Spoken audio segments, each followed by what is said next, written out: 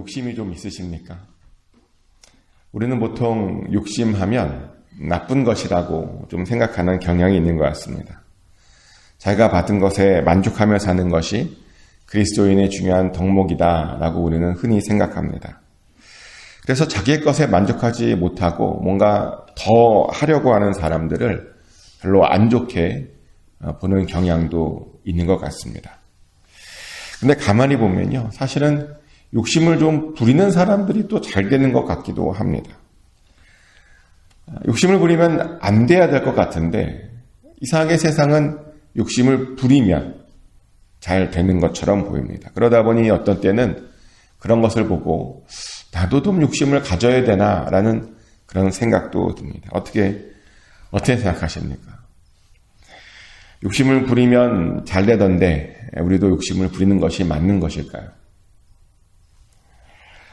저는 거룩한 욕심은 부려도 된다고 생각합니다. 사실 욕심에는 거룩한 욕심과 거룩하지 않은 욕심이 있죠. 거룩하지 않는 욕심이란 자기만을 위한 욕심 같은 것을 말합니다. 남이야 망하든 말든 나만 잘 되면 된다라고 하는 생각을 가지고 욕심을 부리는 것을 우리는 거룩하지 않은 욕심이라고 말합니다. 그런데 그런 욕심은 하나님께서 좋아하지 않으시죠. 하나님께서 그런 욕심은 심판하십니다. 하지만 어떤 욕심은 자기만을 위한 욕심이 아닌 것도 있습니다. 예를 들어서 하나님을 향한 욕심 같은 경우가 그런 욕심이죠. 하나님을 더 많이 알고 싶고 하나님과 더 가까워지고 싶고 하나님께 더 큰 복을 받고 싶다라고 하는 욕심 같은 경우는 저는 거룩한 욕심이라고 생각합니다. 그리고 하나님께서도 그런 욕심을 좋아하시죠. 실제로는 본문에도 그런 거룩한 욕심을 부렸던 사람들이 나옵니다. 여호수아 19장, 우리가 읽었던 여호수아 19장은 이제 나머지 지파에 대한 땅 분배 이야기죠. 그런데 여호수아가요, 유다 지파와 요셉 지파에게는 미리 땅을 분배해 주었습니다. 그들이 함께 점령해서 얻어놓은 땅을 유다와 요셉에게는 미리 넘겨준 겁니다. 그리고 나머지 5지파는 지도로 넘겨줬죠. 그러니까 땅을 정복한 것이 아니라 지도로 구분을 해서 지도로 배정해서 준 것입니다.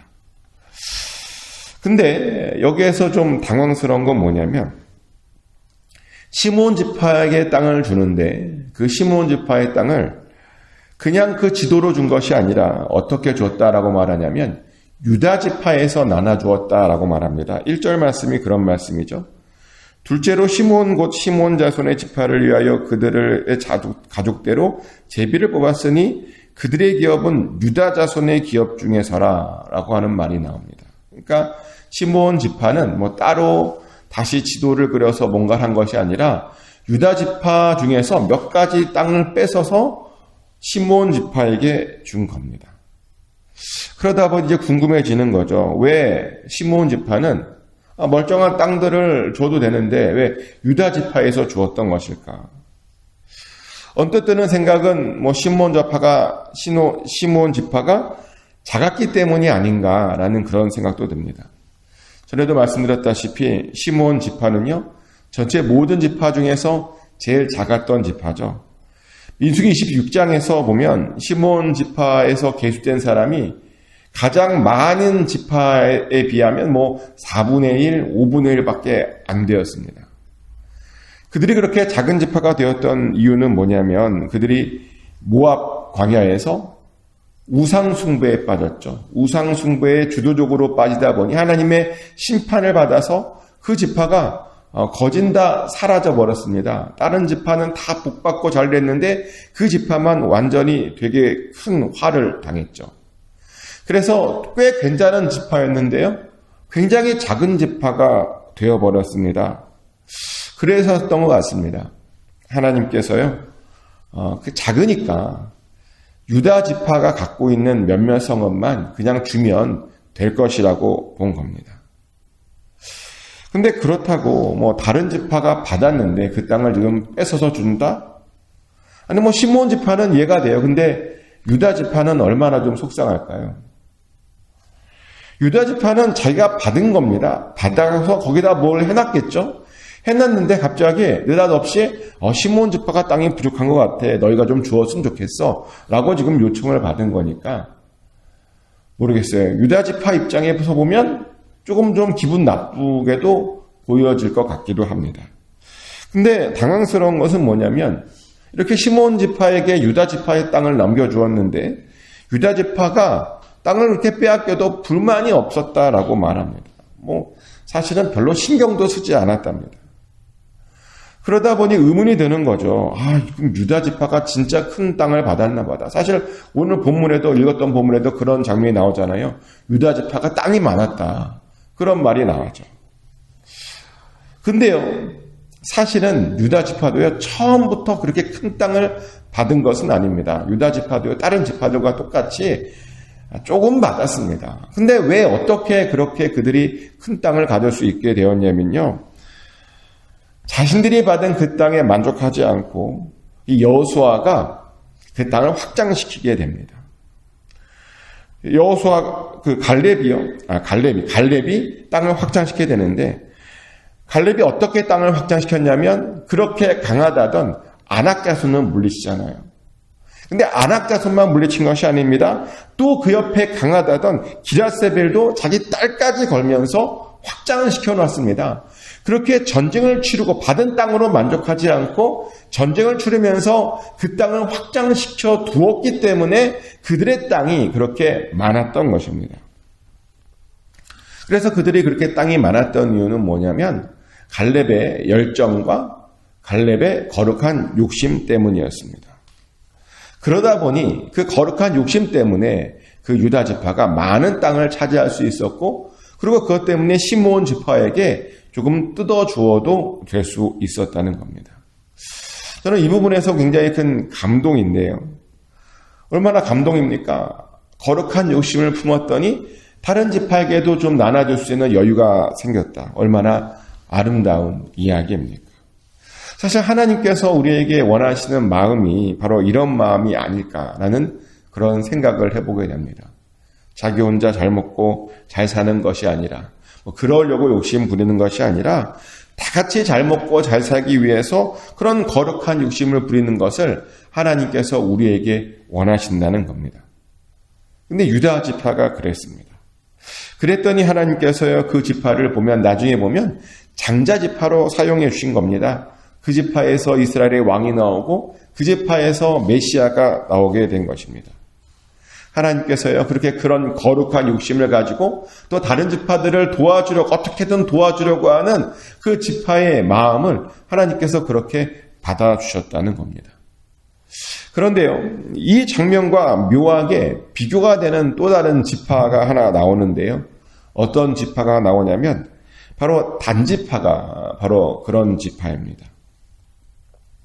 사실 단지파에게도요 욕심이 있었습니다. 그래서 그들도요 읽어보면 유다 지파들처럼 자기들이 받은 땅에만 만족하지 않았답니다. 그들도 유다 지파처럼 전쟁을 통해서 더 많은 땅을 확보했답니다. 47절 48절 말씀이 그런 말씀이죠. 제가 읽어드리겠습니다. 그런데 단자손의 경계는 더욱 확장되었으니 이는 단자손이 올라가서 레셈과 싸워 그것을 점령하여 칼날로 치고 그것을 차지하여 거기 거주하였음이라. 그들의 조상 단의 이름을 따라서 레셈을 단이라 하였더라. 단자손의 지파가 그에 딸린 가족대로 받은 기업은 그 이 성읍들과 그들의 마을들이었더라. 아멘. 단지파도요 유다 지파처럼 자신이 받은 땅에 그냥 만족한 것이 아니라 그 경계를 확장하기 위해서 레셈에 올라갔답니다. 레셈과 전쟁했고요. 그래서 결국 그것을 점령했고요. 그 레셈을 단이라고 하는 이름까지 붙였답니다. 여기까지는 유다 지파와 비슷해 보입니다. 자기가 받은 땅을 확장시키고 넓게 만든 유다 지파랑 여기까지는 모든 게 좀 비슷해 보입니다. 그런데요, 유다 지파는 그렇게 많은 땅을 얻어놓고 좀 다른 부족한 지파를 도와주었는데 읽어보면 단지파가 그랬다라고 하는 이야기가 없습니다. 그냥 그렇게 많이 확보된 넓은 땅에서 그냥 자기네들끼리만 잘 먹고 잘 산 겁니다. 물론 그래도요, 다른 지파들보다는 좀 더 나은 것은 맞긴 맞습니다. 다른 지파는요, 거룩한 욕심을 부릴 생각조차도 하지 않았습니다. 그냥 자기가 받은 것에서 점령 더하려고 하지도 않고, 확장하려고 하지도 않고, 그냥 그 받은 땅을 그냥 살았습니다. 근데 사실 그것은 하나님의 뜻이 아니었습니다. 왜냐하면 하나님께서 그들에게 땅을 주신 이유는 그냥 그것으로 만족하며 사는 것이 아니라 그 땅을 더 확장시키고 점령하는 것이었습니다. 가나안 땅의 모든 이방인들을 쫓아내고 그곳에 이스라엘 민족만 사는 것이 바로 하나님의 원래 계획이었습니다. 그래서 지도로라도 땅을 배분하고 지도로라도 땅을 그렇게 나눠준 것입니다. 각자 받은 땅을 더 확장시키고 점령하라고 그렇게 나눠준 것입니다. 그런데요, 단지파를 빼놓고는 다른 나머지 지파는 그냥 손 놓고 가만히 있었습니다. 하나님의 뜻과 계획을 잘 알지 못했다는 겁니다. 그래서 그런 것만 보면 단지파가 다른 나머지 네 지파보다 나은 것만은 틀림이 없습니다. 근데 그렇다고요, 단지파가 잘한 것은 아니죠. 땅을 확장하고 뭔가를 얻었고 그랬으면요, 반드시 또 다른 주변 사람들과 나누어야 되는 것이 또 하나님의 뜻입니다. 근데 단지파가 그랬다라고 하는 기록이 없다니까요. 아니, 유다 지파는 했다는데 단지파는 다른 지파를 도와주었다라고 하는 그런 흔적이 없습니다. 그러다 보니 이 단지파의 그 결말이 어떻게 되는지 아십니까? 사사기 18장을 읽어보면요, 이 단지파의 이야기가 잠깐 나오는데, 단지파가 굉장히 많은 땅을 차지했다 그랬잖아요. 많은 땅을 차지했습니다. 넉넉하게 차지했습니다. 그런데요, 사사기 18장을 보면 단지파가 움직여요. 다른 땅을 찾겠다고 움직입니다. 자기들이 차지한 땅에 살지 못하게 된 것입니다. 하나님께서 빼앗은 거죠. 자기만 살겠다고 하는 사람들에게 그들의 받은 땅을 빼앗아 버린 겁니다. 그리고 어떤 일에 빠지냐면요, 움직였을 뿐만 아니라 우상에 빠지게 됩니다. 어떤 이가 우상 하나 갖고 있는데 그 조그만 우상 하나 뺏겠다고 온 지파가 난리가 났습니다. 우상에 빠진 그런 지파가 되었습니다. 그러더니요, 완전히 하나님께 버림받게 되죠. 실제로 요한계시록 7장을 읽다 보면 우리는 아주 큰 충격을 받게 됩니다. 이 부분은 중요한 부분이니까 같이 좀 찾아서 읽어보면 좋겠는데요. 요한계시록 7장 4절부터 8절까지 말씀 한번 같이 보면 좋겠습니다. 요한계시록 7장 4절부터 8절까지 말씀입니다.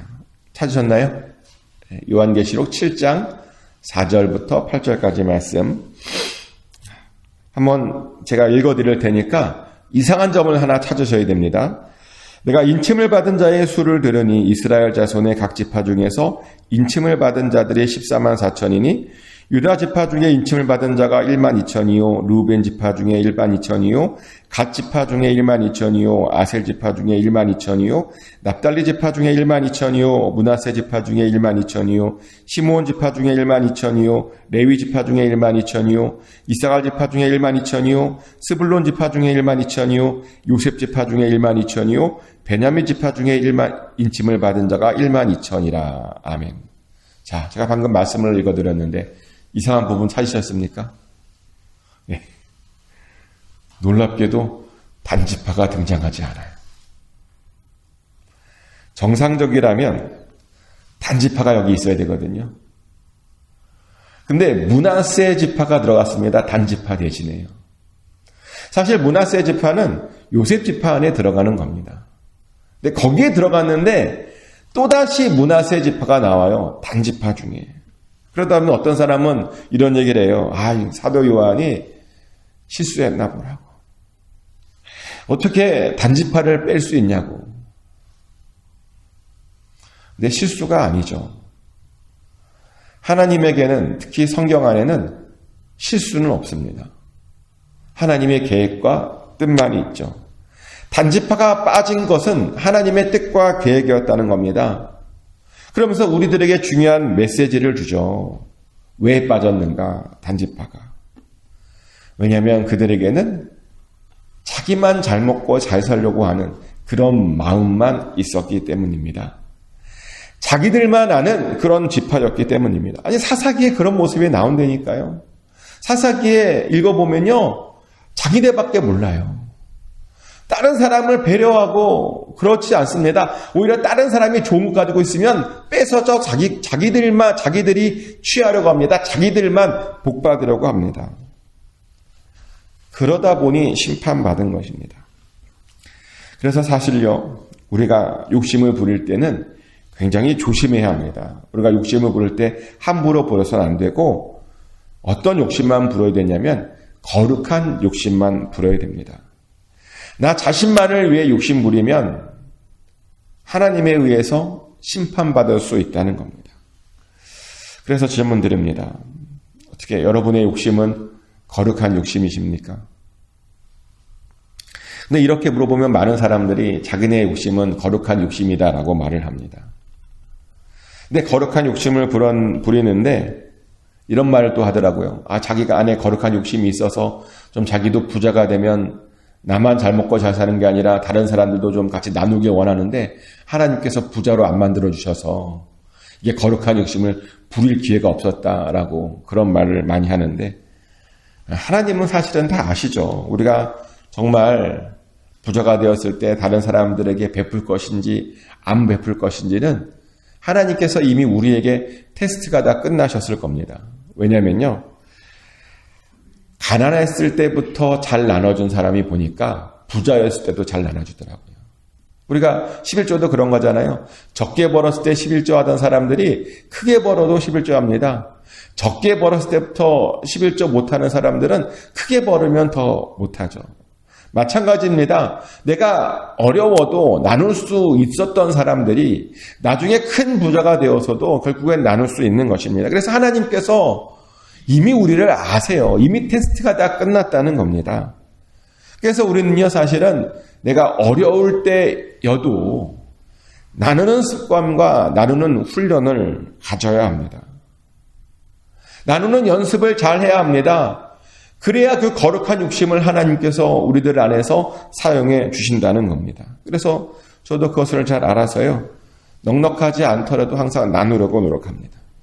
부족하지만 나누려고 최선을 다합니다. 콩 한 쪽이라도 나눠주려고 애를 씁니다. 그러면서 다짐하죠. 하나님이 거룩한 욕심을, 제 안에 있는 그 거룩한 욕심을 좀 사용해 주세요. 여유가 있으면 더 많이 나누고 싶다고 그렇게 기도를 합니다. 근데 그런 것이 바로 하나님의 거룩한 욕심입니다. 어려운 사람들을 내가 받은 복으로 나누고 싶다라고 하는 것이 바로 거룩한 욕심입니다. 우리 모두는 그런 거룩한 욕심을 가져야 됩니다.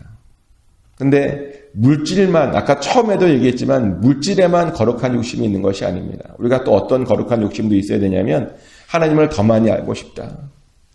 하나님께 더 많이 쓰임받고 싶고 하나님께 더 크게 인정받고 싶다라고 하는 그 욕심, 하나님과 더 친밀해지고 싶다라고 하는 그 욕심도 우리가 반드시 품어야 되는 욕심입니다. 꼭 그런 욕심들을 가지심으로 하나님께 그 욕심을 쓰임받기를 축복합니다. 그래서 유다처럼 그 욕심으로 인정받아서 하나님 앞에 인정받고 칭찬받는 저와 여러분 되시기를 예수 그리스도 이름으로 축복합니다.